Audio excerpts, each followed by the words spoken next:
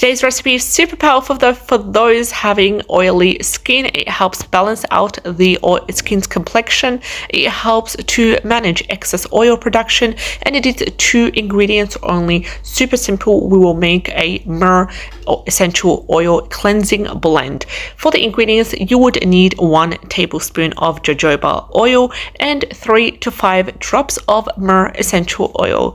All you would need to do is mix together the jojoba oil and the Myrrh essential oil in a small bowl, and then apply the blend to your face. Massage it into the skin using an upward circular motion.